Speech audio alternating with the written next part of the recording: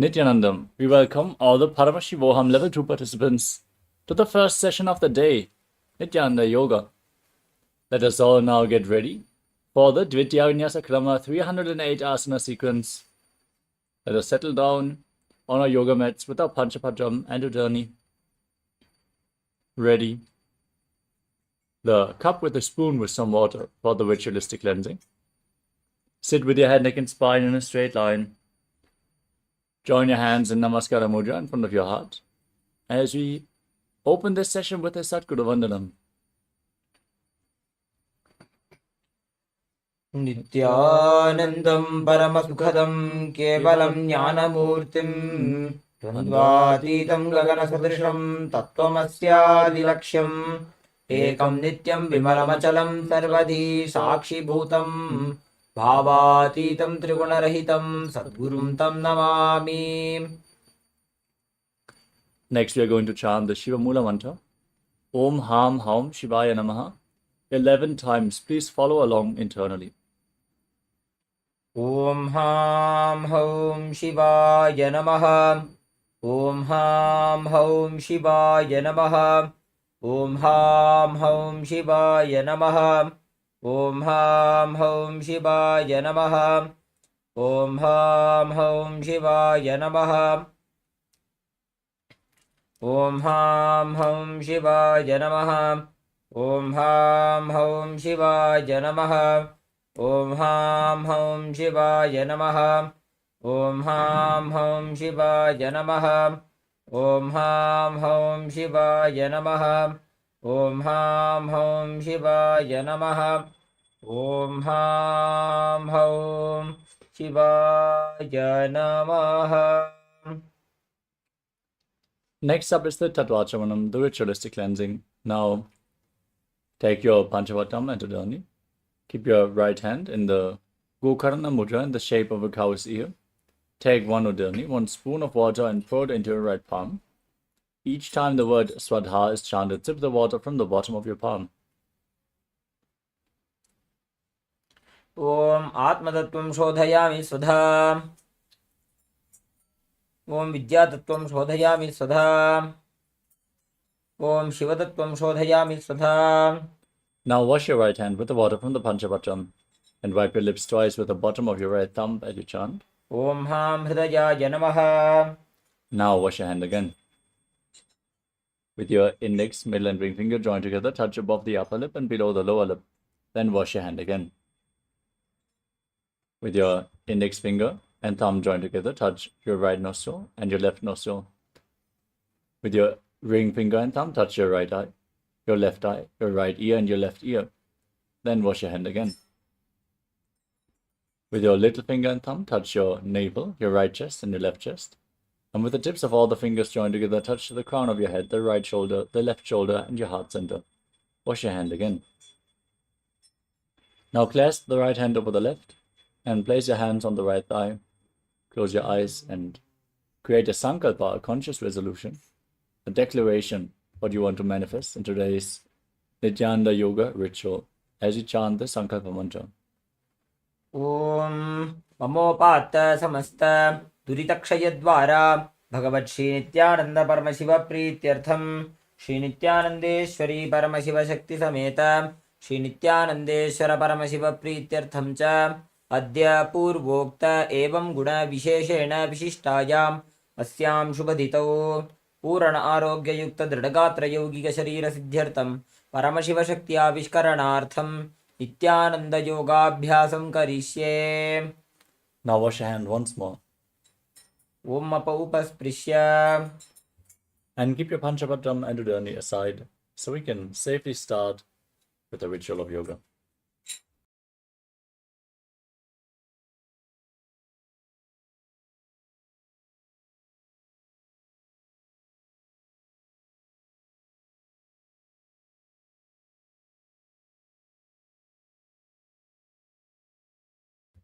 Let us first cover the 12 components of KAILASA's Nithyananda Yoga.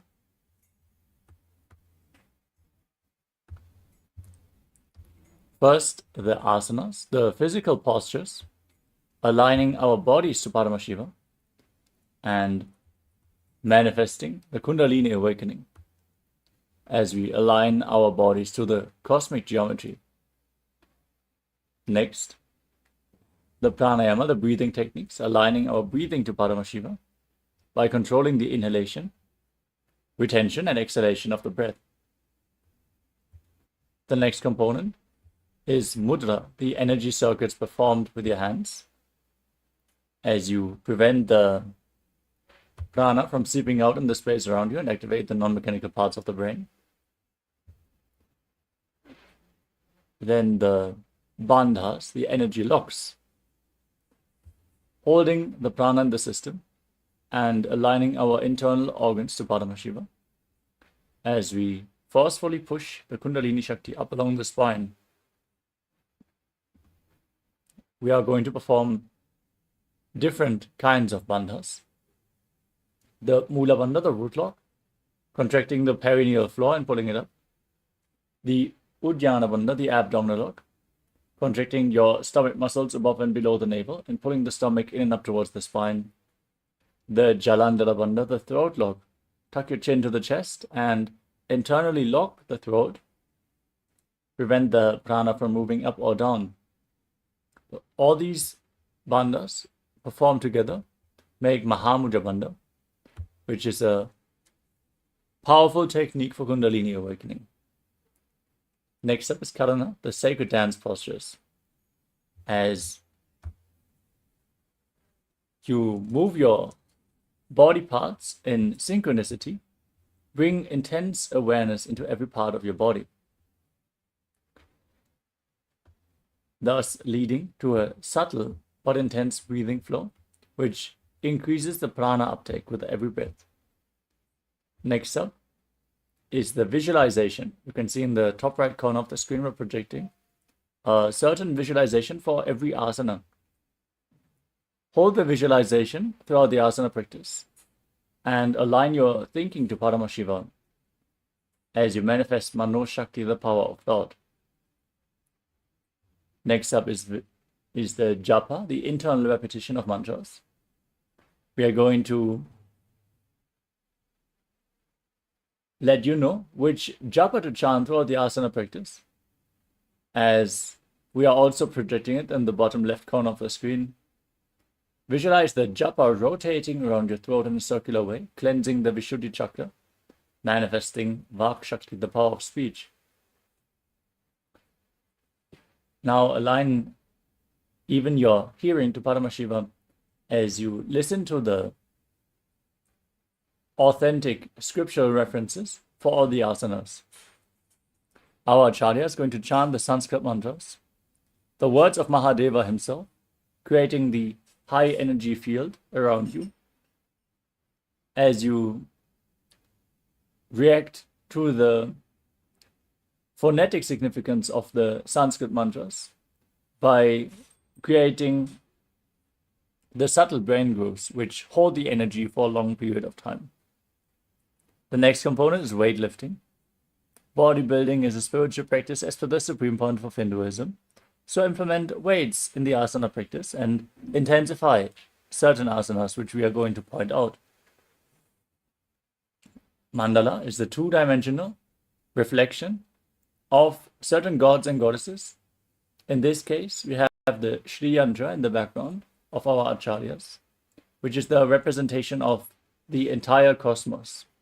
Awakening the cosmic DNA if you imbibe this sacred yantra into your inner space, mirroring the macrocosmos into your microcosmos. Next up is Abharana, the Rudraksha jewelry. As you can see, our acharyas here are wearing the Rudraksha beads on their body. Rudraksha beads function as a spiritual battery holding on to spiritual energy for a long time. So if you wear Rudraksha beads, they are holding you in the high energy space. So wear Rudraksha beads at any given time. Finally, we have Aushadha, the sacred Siddha medicines like Vibhuti and Kumkum.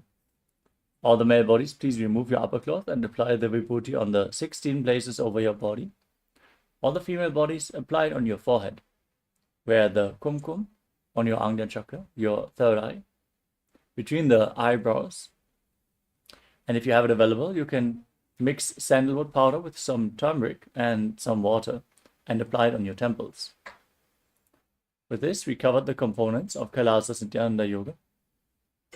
Resting out the participants, so please settle down as we are now going to enter into the first asana of the sequence, Sukhasana. Now, sit in a cross-legged position with your head, neck, and spine in a straight line. Keep your hands on top of the knees in Bindu Mudra, with index fingers and thumbs together.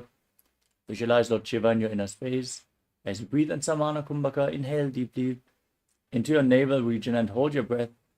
Visualize a flame being kindled in your stomach. As you engage all three bandhas, Mahamudra Bandha, internally chant the japa Soham in Sukhasana. तत्सुखासनमित्युक्तम् अशक्तस्तत्समाचरेत् आसनं विजितं येन जितं तेन जगत्त्रयम्. The next asana is Parvatasana. Now place your feet onto opposite thighs and join your hands in Anjali Mudra as you raise them up above your head, keeping the elbows straight. Engage all three bandhas and visualize yourself as Mount Kailash. अथ वक्ष्ये महादेव पर्वतासनमङ्गलं यत्कृत्वा स्थिररूपी स्यात् षट्चक्रादिविलोपनम्. Next up is Halipavasana. Now bring the soles of your feet together in front of your body, with the feet extended away from your body. Interlock your fingers behind your back in Parashur Mudra as you lean forward and down. Place your forehead on the ground behind your heels. Engage all three bandhas, gaze to your nose, and visualize Swamiji in your inner space. पूरवविधियाहु मे जानो उभयपगतली सम्पुटठानो इष्टपछेदो भूकरल्यावो दक्षिणकरसो वामगहावो. Next up is Nagipavasana. Now, with the soles together in front, stretch your arms out and place your cupped palms on the ground in front of the feet as you bring your forehead on the ground behind the heels. Gaze to your nose, engage all three bandhas, and visualize yourself as a snake. पूरवविधिपर्यागाने नीचौ हौवी कहूनि फनास्यौ लगाजी हाथ आगाने धरती लगावे पसारी दो वो हाथ की अंजुली करे. Next up is KAILASA. Now hold onto the big toes in Prana Mudra with index and middle fingers together as you straighten your legs forward and up, and then cross them into Padmasana. Lean forward and down, place your elbows on the ground, engage all three bandhas and visualize yourself as a bird. अथान्यदासनं भक्ष्ये येन सिद्धो भवे नरः अकस्मात् वायुसञ्चारं कोकिलाख्यासनेन च.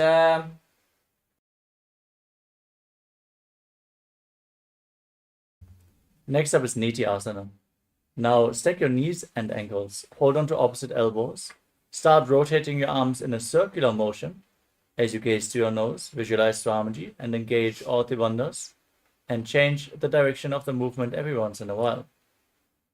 घोड़ा बामा पादकी आशमाहिली सोय दशचरण को वारलौता परिकुल्भ समोज.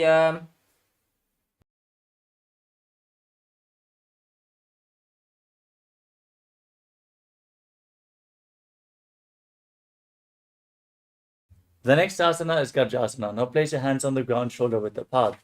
Raise your hips up high and scoop your head and chest forward and down again and again as you pull your stomach in and up in Uddiyana Bandha and visualize yourself as an elephant in Gajasana.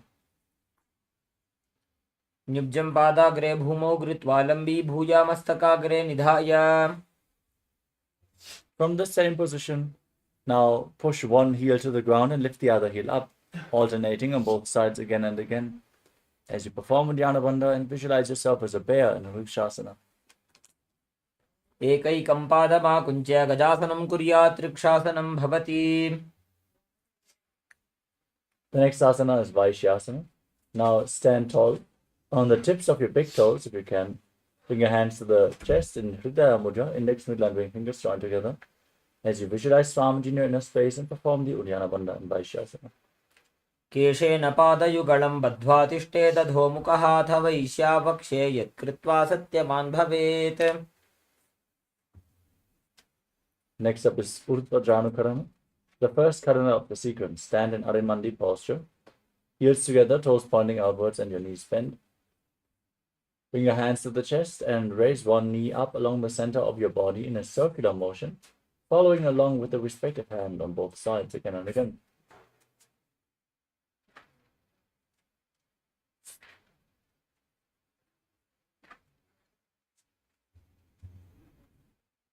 We move on to Balalingasana. Now, raise one knee up towards your chest as you interlock your fingers from the outside in and pull your knee close. Engage all the wonders and visualize yourself holding a baby. एकं जानोरसि आलिङ्ग्य स्थातव्यं बाललिङ्गनं भवति. Next up is Parapitanasana. Now, pull the foot back and up towards your buttocks, holding it with both hands interlocked in Padusha Mudra. As you engage all the wonders, Mahamudra Vanda, and visualize Swamiji in Parapitanasana. स्थित्वैकस्मिन् पादतले कराभ्यां वेष्टयेत्तनुं पृष्ठे संस्थाप्य यत्नेन पादपीडनमासनम्. The next asana is Natarajasana. Now, hold the sole of the foot from the inside, kick your leg back and up. As you lean forward, extend the front arm, keep the hand in Bindu Mudra, visualizing yourself as Lord Nataraja. उत्तानपादं क्रौञ्चं च मरीचिं वीरभद्रकं नटराजं त्रिकोणं च सुप्ताङ्गुष्ठप्रसारणे. Next up is Balalingasana. On the other side, now interlock your fingers, pull the other knee up towards your chest as you engage all the wonders and visualize yourself holding a baby. एकं जानोरसि आलिङ्ग्य स्थातव्यं बाललिङ्गनं भवति. Next up is Parapitanasana. Now pull the other foot behind towards your buttocks. Stand erect on the mat like a rod, all the wonders engaged and visualize Swamiji.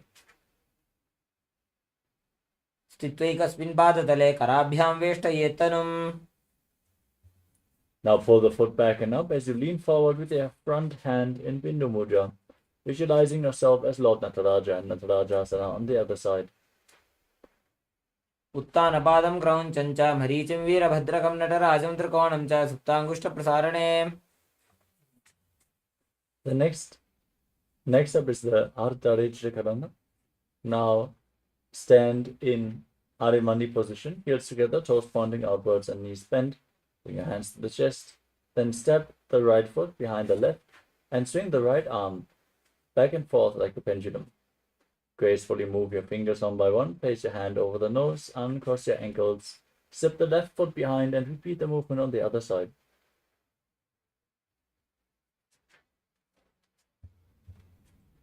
Next up is the skeleton dance. Now, visualize yourself as a skeleton and shake your body intensely. Hold the visualization of your bone structure and dance wildly. Move all the bones in your body.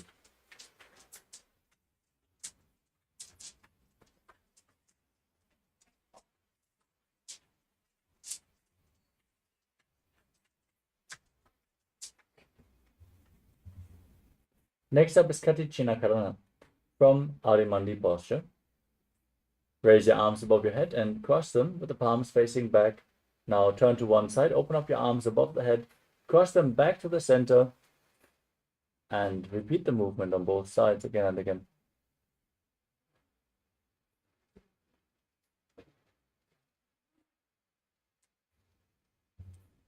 Next up is Tadasana. From a standing position, standing on the tips of your toes, raise your arms up parallel above your head. Engage all the wonders. Visualize yourself as a palm tree and internally chant the new japa, Shivoham.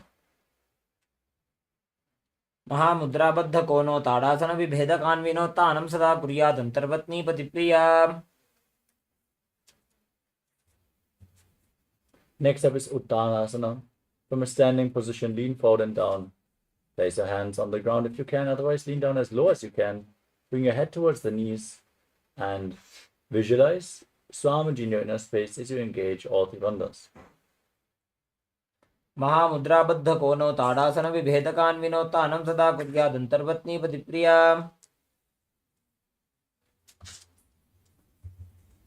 Next up is Tadakshvasana. With your hands flat on the ground, step your feet back into a tall plank position.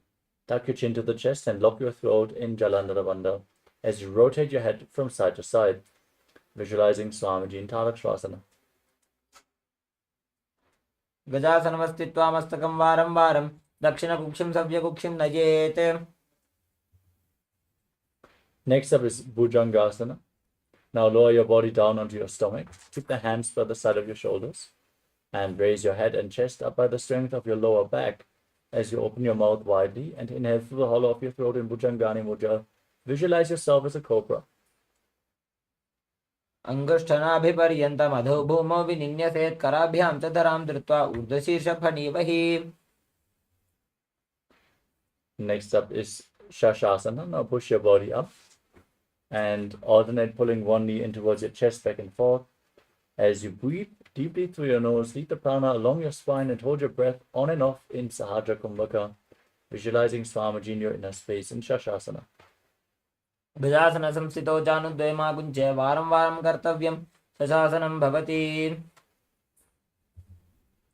Next up is Rathasana. From the same position, now step one foot in between the two hands. Jump the front foot back and simultaneously bring the other foot in between the two hands, visualizing yourself as a chariot. गजासनसंस्थितौ एकैकं पादं पुरोमार्गेण भ्रामयित्वा कर्तव्यं रथासनं भवति. Now rise up, keep the back toes pointing sideways and bend the front knee at a 90-degree angle. Raise your arms up parallel above your head. Pull your stomach in and up. Gaze to your third eye and visualize yourself as Lord Virabhadra in Virabhadrasana. वासिष्ठमधकौण्डिन्यमूर्धकुक्कुटमेव च अष्टावक्रमथोत्थानं मयूरं सेतुबन्धनम्. Now repeat Virabhadrasana on the other side. Exchange the position of your feet. Bend the front knee, raise your arms, and visualize yourself as Lord Virabhadra. वासिष्ठमथकौण्डिन्यमूर्धकुक्कुटमेव च अष्टावक्रमथोत्थानं मयूरं सेतुबन्धनम्. Next up is Vrikshasana. Now raise one foot to the inner opposite thigh. Keep the heel by the perineum. Join your hands in Anjali Mudra and raise them up above your head as you engage with Dhyana Bandha and Mudra Bandha and visualize yourself as a tree. वामोरुमूलदेशे च याम्यं पादं निधायतु तिष्ठेत् वृक्षवद् भूमौ वृक्षासनमिदं विदुः. Now bring the raised foot on top of the opposite hip. Join your hands in Namaskara Mudra in front of your chest and visualize yourself as Lord Garuda in Garudasana. गरुडासनमावक्षे येन ध्यानं स्थिरं भवेत् सर्वदोषात् विनिर्मुक्तो भवति इह महाबली. Now raise the opposite foot and join your hands, raising them up above your head as you repeat Vrikshasana, the tree posture on the other side. वामोरुमूलदेशे च याम्यं पादं निधायतु तिष्ठेत् वृक्षवद् भूमौ वृक्षासनमिदं विदुः. Next up is Garudasana on the other side. Raise the opposite foot and join your hands in Namaskara Mudra, visualizing yourself as Lord Garuda. गरुडासनमावक्षे येन ध्यानं स्थिरं भवेत् सर्वदोषात् विनिर्मुक्तो भवति इह महाबली. The next asana is Trikonasana. Now step one foot forward and the other foot far back, with the back toes facing sideways. Extend your arms out parallel to the ground. Lean forward and down. Keep the front hand by the foot as you gaze up along the raised arm, visualizing yourself as a triangle. उत्तानपादं क्रौञ्चं च मरीचिं वीरभद्रकं नटराजं त्रिकोणं च सुप्ताङ्गुष्ठप्रसारणे. Exchange the position of your feet and lean forward and down. Bring the hand by the other foot and repeat Trikonasana, the triangle posture on the other side. उत्तानपादं क्रौञ्चं च मरीचिं वीरभद्रकं नटराजं त्रिकोणं च सुप्ताङ्गुष्ठप्रसारणे. Next up is Nikuttaka Karana. From Adimandi posture. Raise one heel off the ground and bring your hands towards the chest with the palms facing each other. Now stomp the raised heel down. Lift the other heel up and exchange the position of your hands again and again.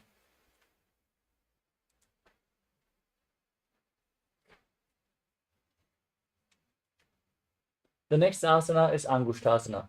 Now lower your body down and sit on raised heels as you keep the toes tucked, your knees joined together. Join your hands in Namaskara Mudra in front of your heart center. Visualize Swamiji in your inner space and start buzzing like a bee on the inhalation and exhalation in Brahmari Kumbhaka, as you internally chant the new japa Sadashivoham and Angushtasana. कबन्धासनमित्याहुः गोरक्षासनमेव च अङ्गुष्ठमुष्टिकं ज्ञेयं ब्रह्मप्रासादितं तथा. Now extend one leg forward and keep your hands at the side of your body with the palms facing up in Vara Mudra, the fingertips barely touching the ground as you visualize Swamiji in Saurasana. प्रसार्य एकं पादतलं संस्थाप्यत्वेकपादकम्.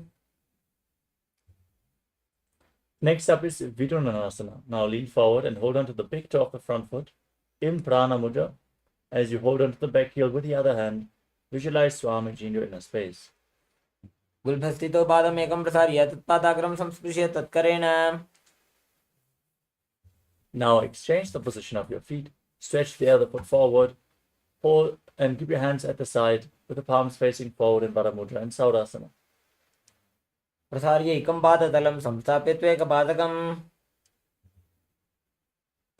Now repeat Vidunanasana. Hold on to the front big toe and the back heel.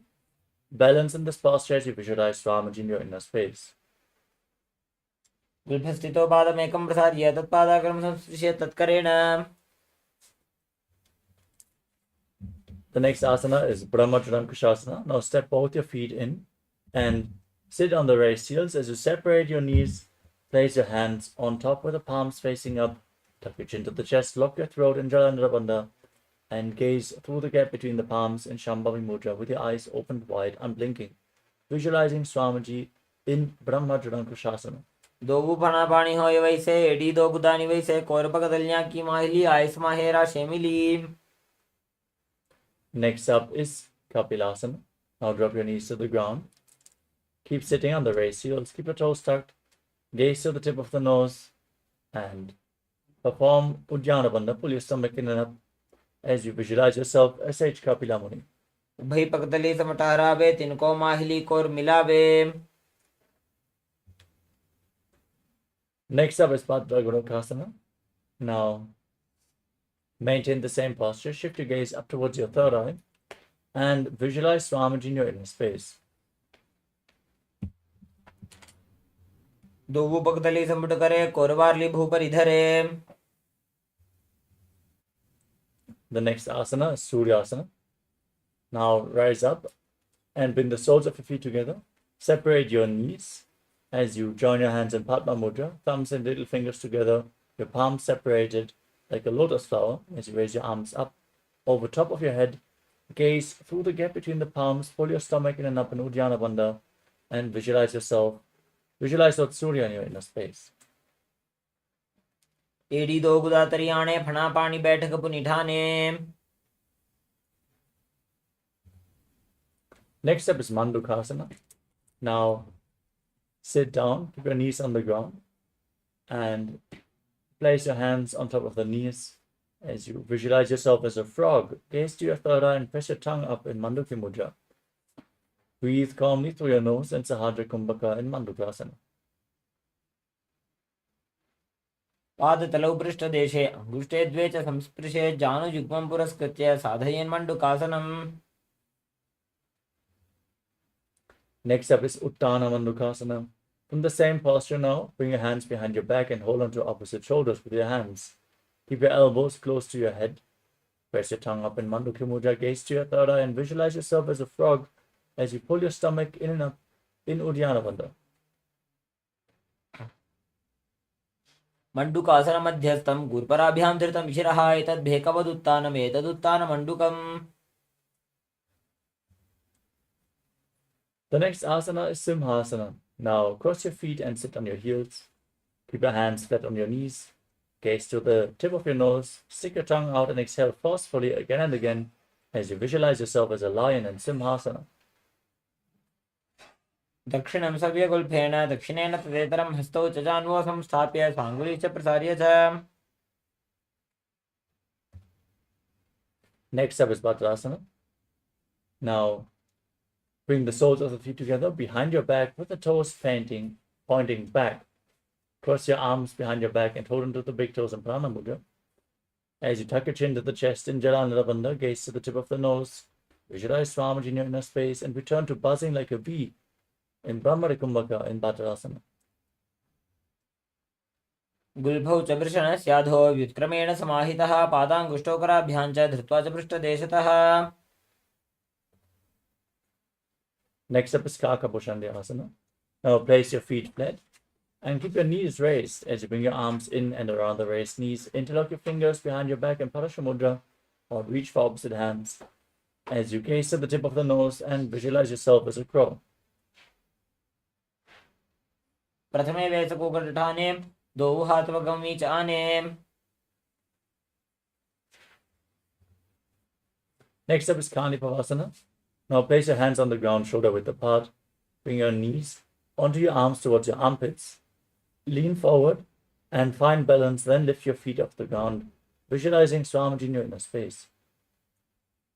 आसन को गुणा शीदुष्टा होई तो आची होई. Next up is Kapalyasana, the first inverted posture of the sequence. We request all the participants who suffer from spine or neck injuries or high blood pressure, as well as pregnant women, to please first consult a doctor before you perform any of the inverted postures for your own safety. Now, place your head on the mat, form a triangle between your hands and your head. Then bring your knees onto your arms and align your hips with the shoulders. Raise your legs up and straighten them into a headstand posture. Gaze to your third eye. Gaze to the tip of the nose as you visualize Swamiji in Kapalyasana. शीश शीशा धरती टेकी पकड़ो भूमि लिबाऊ चाकू करे. Next up is Parshvamayurasana. As you lower your body down from the headstand, place your hands on the ground and twist your body to one side, aligning your knee and hip with your elbows. Lean forward, lift your legs off the mat and extend them out to the side. Gaze to your third eye, visualize yourself as a peacock, and exhale all the way and hold your breath in Rechaka Kumbhaka in Parshvamayurasana. मयूरम दंडवत कुर्यान मयूरम दंड नामकम. Now twist your body in the opposite direction. Repeat Parshvamayurasana on the other side as you visualize yourself as a peacock. मयूरम दंडवत कुर्यान मयूरम दंड नामकम. Next up is Bhairaganathasana. Now, with your hands flat on the ground, shoulder width apart, step your feet back into the plank position. Step one foot outside the shoulder in between the two hands. And gaze up to your third eye and visualize yourself as Lord Kala Bhairava. आसन को गुण पीती जागी. Now, exchange the position of your feet. Step the front foot back, bring the back foot to the front. Gaze up, push your hips forward, lock your perineum in Mula Bandha, and visualize yourself as Lord Kala Bhairava in Bhairaganathasana. आसन को गुण पीती जागी. Next up is Unmukha Pithasana. Now step the front foot back and bring your forearms to the ground. You can walk your feet slightly forward, raise your hips, and try to bring your heels onto the mat. As you gaze to your third eye, visualize Swamiji in your inner space. भून्यस्थौ जानुनी हस्तौ चतुष्पदम वाङ्मुखम. Next up is Vashishthasana. Rise back up onto your hands and rotate your body. Lift one arm up towards the sky. As you gaze up along the raised arm, visualize yourself as Sage Vashishta in Vashishthasana. ऊर्ध्वको कुटवासिष्ठ Marichi हलमत्स्यकम्. Now rotate your body to the other side and raise the opposite arm. Gaze up. Visualize yourself as Sage Vashishta. Repeat Vashishthasana on the other side. ऊर्ध्वको कुटवासिष्ठ Marichi हलमत्स्यकम्. The next asana is Anjani Asana. Now come to a seated posture with the legs extended forward. Place your hands underneath your buttocks with the palms facing up. Gaze to the tip of your nose and visualize yourself as Lord Hanuman as you tuck your chin to the chest and lock your throat in Jarandhara Bandha and internally chant the new japa Mahasadashivoham. दुवु करकी उभय हथेली कोरवारली मैले भेली. Next up is Paschimottanasana. From the same position, now lean forward and down and hold onto the big toes in Prana Mudra. Bring your head towards the knees, engage all the bandhas Mahamudra Bandha and visualize Swamiji in your inner space. जानु परिललाटन्तु पश्चिमं ताणमुच्यते येन केन प्रकारेण सुखं धार्यं च जायते।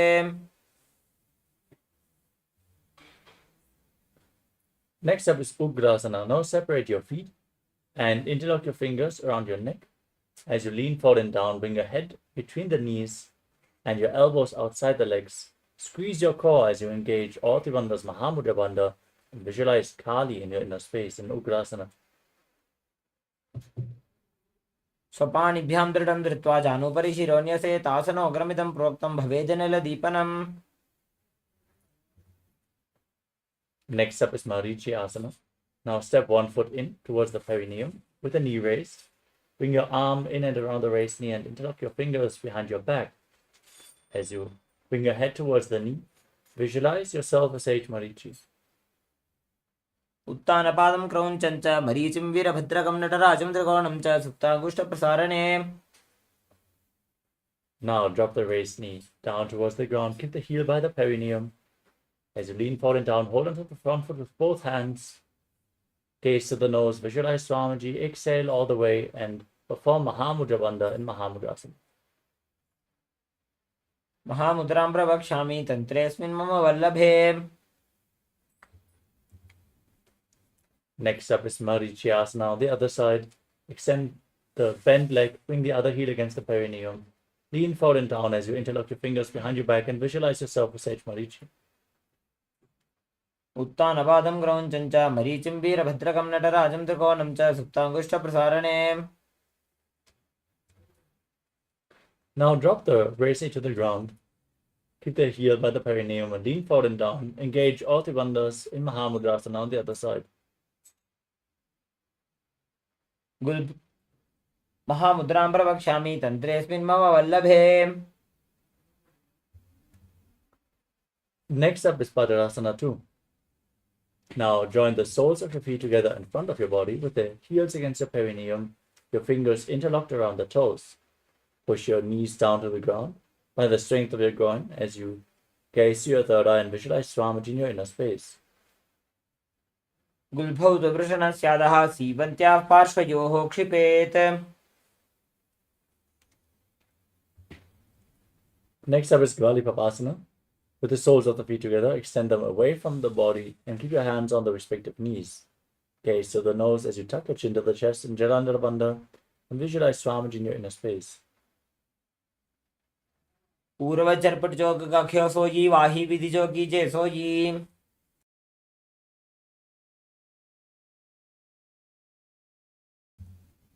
The next asana is Joni Asana. Now bring your feet back in towards your perineum. Hold the soles of your feet with all the 10 fingers as you gaze to the tip of the nose and visualize the Yoni Mandala, the visual representation of Devi Paramashiva Shakti. Lean forward and down as low as you can.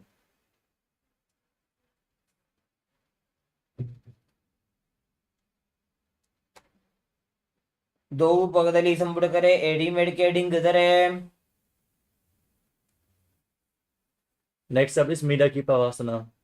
Now extend your feet out away from your body. Keep the heels together and separate your toes. As you extend your arms out to the side, lean forward and down. Bring your forehead on the ground, bend from the hip as you gaze to the nose and visualize Swamiji in Midaki Pavasana. पूर्व विधि परिपकथली संपुट शोल एडी मिली राशे। Next up is Siddha Samadhi Asana. As you bring the heels back in towards the perineum, separate the heels and keep the toes together. As you bring your hands underneath the shins with the palms facing up, your elbows on the ground as you lean forward and down. Place your face on the ground in front of the feet, your toes against your throat, gaze to your nose and visualize Lord Surya in your inner space. पूर्व विधि परिपकथली संपुट शोल एडी मिली राशे। Next up is Chinaki Pavasana. Now bring the heels together and the toes apart as you open up your feet like a book with your hands. Press your elbows onto the hips as you gaze to the nose and visualize Swamiji in Chinaki Pavasana. दो पगदली संपुट करे सोले मेढ आगा मेधरे। Next up is Charapada Chokasana. Now place your hands on the knees. Keep your soles of the feet together and push your knees down to the ground as you gaze up towards your third eye. Pull your stomach in and up in Uddiyana Bandha and visualize Swamiji in your inner space. दो बगागी AD धरती मगिवा मेढ लगावे. Next up is Bhairavasana. Now, keep the soles of the feet together and rotate your feet. Bring the heels up and the toes down to the mat. You can use the support of your hands if needed. As you keep your hands on the knees, with the knees close to the ground. Keep your hands in Bindu Mudra, gaze to your third eye, pull your stomach in and up in Uddiyana Bandha and visualize yourself as Lord Kala Bhairava. गुल्फो संपीड्य चान्योन्यं व्युत्क्रमेणोत्थितं शनैः. Next up is Samanasana. Now keep one heel against the perineum and lift the other sole of the foot against your chest. Gaze up towards your third eye and visualize Swamiji in your inner space as you exhale and hold your breath in Rechaka Kumbhaka. समानासनम् आवक्षे सिद्धमन्त्रादि साधनात्. Now lift the foot over top of your shoulder and extend the opposite leg forward and up. Keep your hands at the side of the body. Gaze to your third eye and visualize Swamiji in Apanasana. केवलं पादमेकं च स्कन्धे चारोप्य यत्नतः. Now repeat Samanasana on the other side. Lift the sole of the other foot against your chest as you gaze to your third eye and visualize Swamiji in your inner space. समानासनम् आवक्षे सिद्धमन्त्रादि साधनात्. Now repeat Apanasana on the other side. Lift the leg over top of your shoulder, extending the opposite leg forward and up. As you gaze to your third eye, visualize Swamiji in your inner space. केवलं पादमेकं च स्कन्धे चारोप्य यत्नतः. The next asana is Gomukhasana. Now stack your knees in front of your body with the heels close to the outside of your opposite hips. Interlock your fingers on the top knee as you gaze to the nose. Visualize the face of a cow. Start breathing in Siddhkari Kumbhaka. As you press your tongue against the palate of your mouth without touching your teeth, hiss through your teeth on the inhalation. Internally chant the japa Om Nithyanandoham in Gomukhasana. सव्ये दक्षिणगुल्फं तु पृष्ठपार्श्वे नियोजयेत्. Next up is Anasuyasana. Now hold on to the big toes and Prana Mudra. As you gaze to your nose, pull your stomach in and up and visualize yourself as a Rishika Anasuya.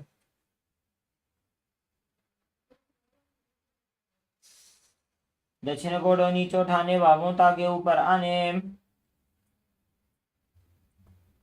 Next up is Anasuyasana 2. Interlock your fingers behind your back. Gaze to the tip of the nose and lean forward and down, trying to bring the nose to the mat, visualizing yourself as Rishika Anasuya. जीवना गोदा की संधि उपरिड़ा वागोड़ा की संधि. Next up is Garudasana 2. Now step the right foot flat on the ground. Keep the left heel against the perineum. As you keep your hands on the knees, gaze to the nose and visualize yourself as Lord Garuda. दावोपक मोड़ी AD माहिलो गुल्फमूल द्वारिणी चैदे. Next up is Naradasana. Now raise your perineum onto your heel as you interlock your fingers around your neck and Padasha Mudra. Gaze to your third eye as you twist your elbows around the raised knee and visualize yourself as Sage Narada and Naradasana.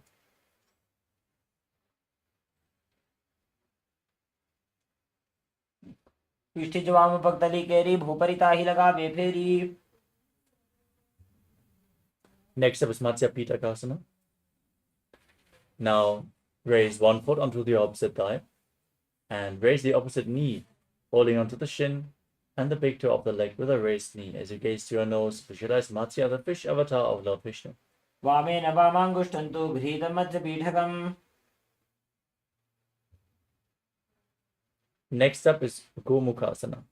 Now stack your knees and keep the heels outside the hips with the other knee on top this time. Interlock your fingers on top, gaze to the nose and visualize the face of a cow. सव्ये दक्षिणगुल्फं तु पृष्ठपार्श्वे नियोजयेत्. Next up is Anasuyasana.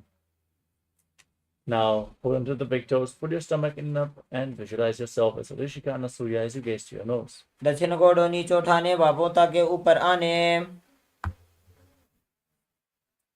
Next up is Anasuyasana 2. Interlock your fingers behind your back, gaze to the nose, and lean forward and down, bring the nose to the mat.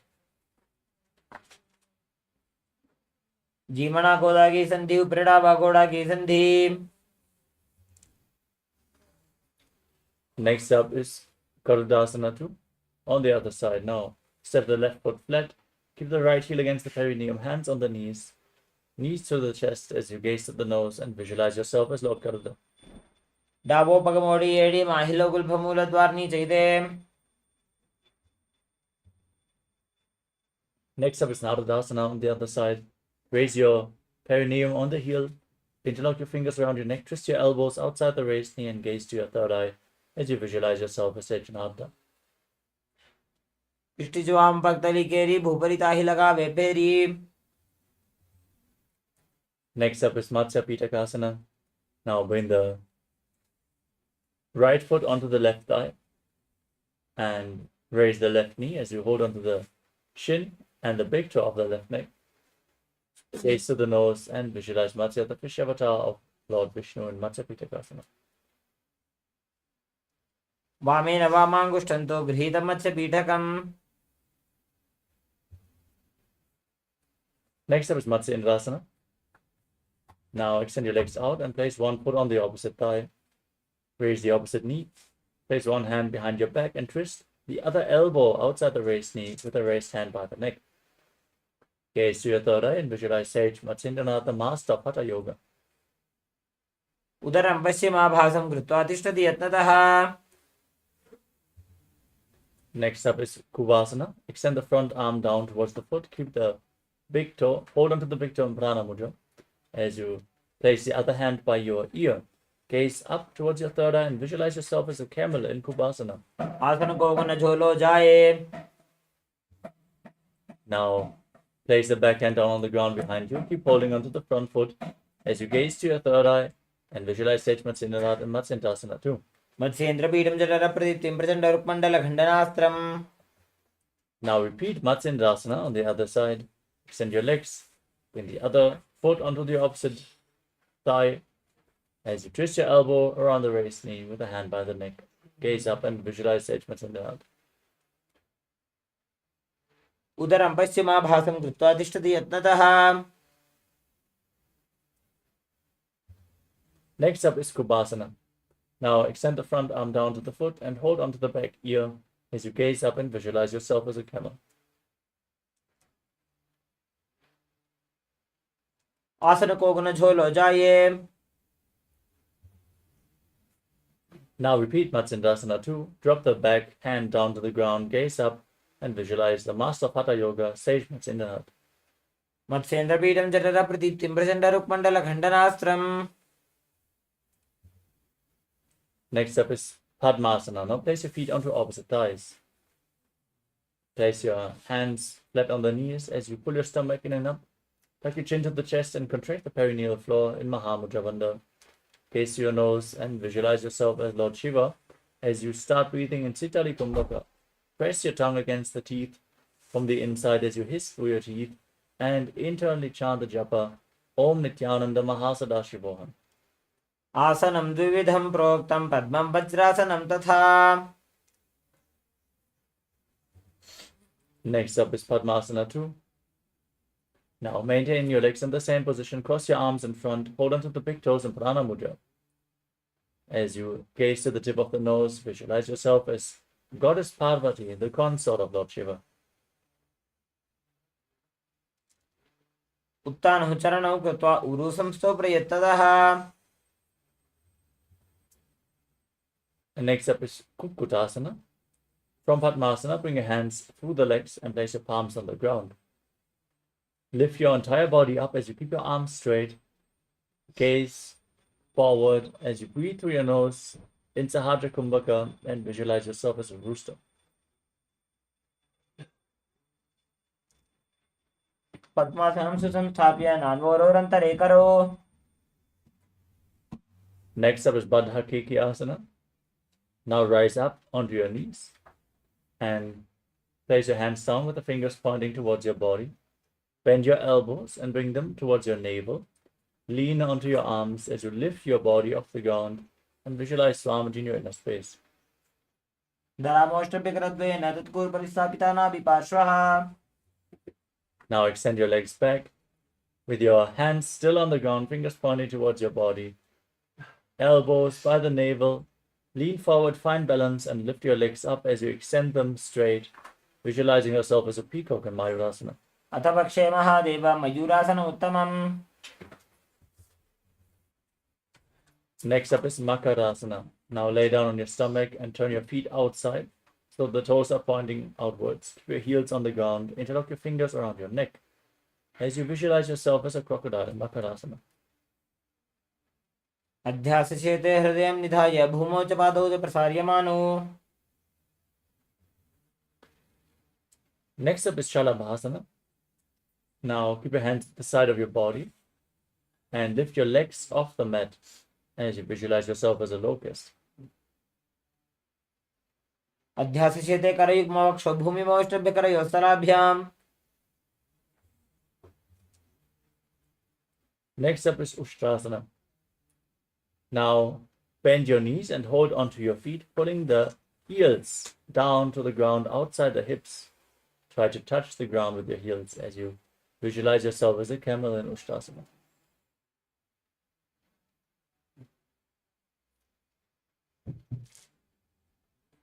अध्यासचेते पदयुग्मव्यस्तं पृष्ठे निधायापि धृतं कराभ्याम्.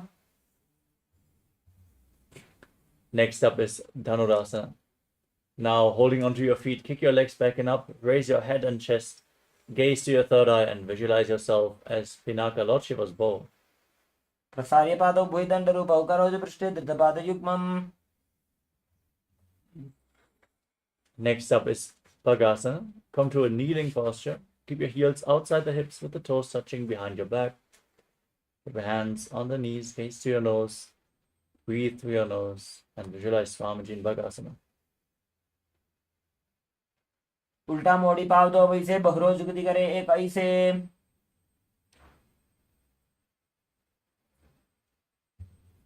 The next asana is Gohi Asana. We're setting up for another inverted posture. So set yourself up in front of a wall if you need the support.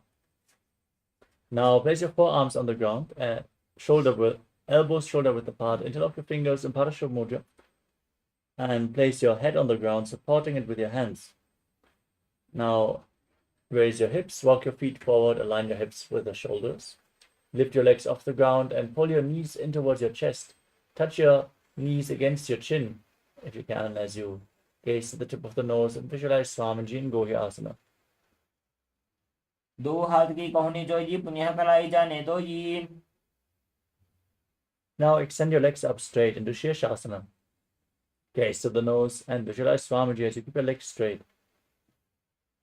विपरीतं मण्डलं च द्विधैव विदितं हिनः. Gently lower your legs down. Come to a seated position with your legs extended forward. And get ready as we are going to enter into a sequence of rapid exhalations in Bhastika Kumbhaka, where you push the air out from your abdomen without inhaling. Just exhale again and again. The air will naturally return back into your lungs as you hold the calves and raise your legs up vertically in front of your face. Keep breathing in Bhastika Kumbhaka throughout the next few asanas as you visualize Swamiji in Podiasana. दो हाथ पग बाहर आने घोड़ा तरे का कसी ढाने. Next up is Padikasana. Now bring your hands behind your back and hold onto opposite shoulders as you raise your legs up straight, gaze to your third eye and visualize yourself as a mace in Padikasana. उत्तानशयनं कृत्वा पादौ मिलित्वा प्रसार्य. Next up is Naukasana. Extend your arms out in front, parallel to the ground, gaze to your third eye and visualize yourself as a boat. उत्तानशयनं कुरुपराभ्यां भूमिं वष्टभ्य. Now bring the soles of the feet together and scoop your hands below the feet, pulling them against your chest. As you gaze to the tip of the nose, visualize yourself as Lord Rudra in Rudrasana. पगदली संपूर्ण करी हाथस्य पग उचाजी. You can now breathe calmly as you lay down on your back. Keep your feet flat, the knees raised. Place your palms on the ground just behind the heels and push your hips off the mat. Contract your throat, lock the throat in Jalandhara Bandha. As you breathe in Mocha Kumbhaka, forcefully push the air against your throat lock and don't let the air escape, pumping the prana upwards along your spine. As you gaze to your nose and visualize Swamiji in Unmukha Pitasana too.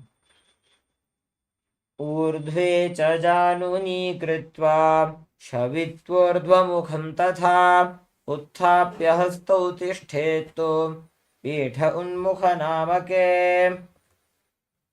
Now lower your body down. Lay on your back. Keep your hands at the side of your body, with the palms facing up. Pull the Kundalini Shakti up along your spine, all the way from the Muladhara to the Sahasrara Chakra, as you visualize that your body is dead. And Swamiji, the Supreme Pontiff of Hinduism, is liberating you in Shivasana.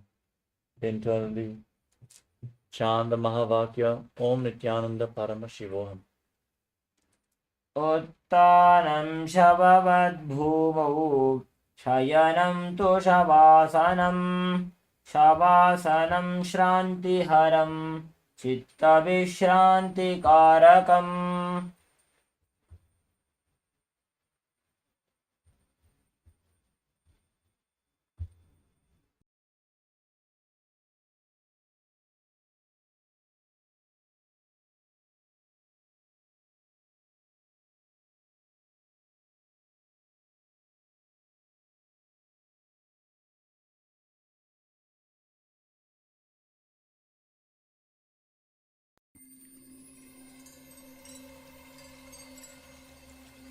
I welcome you all with my love and respect.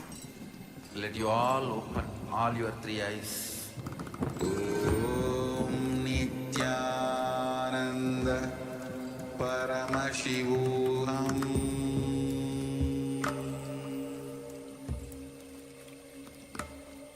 Om Nithyananda Paramashivoham.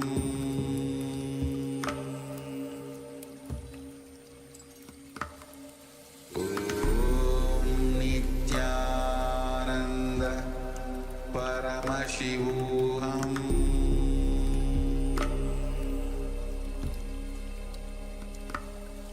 Om Nithyananda Paramashivoham. Om Nithyananda Paramashivoham.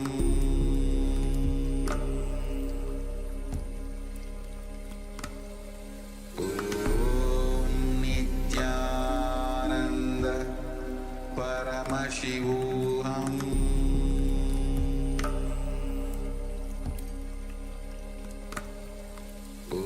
Om Nithyananda Paramashivoham.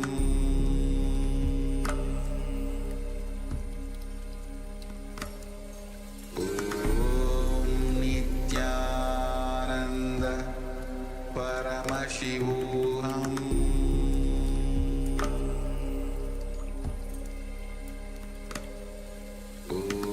Om Nithyananda Paramashivoham.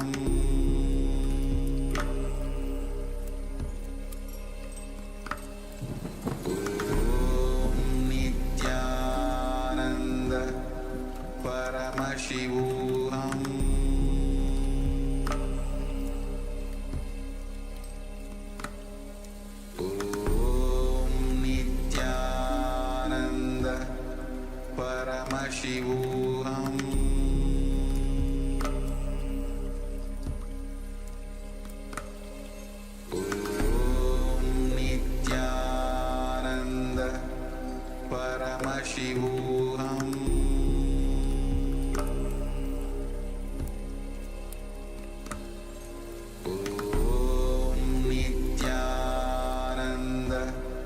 Paramashivoham.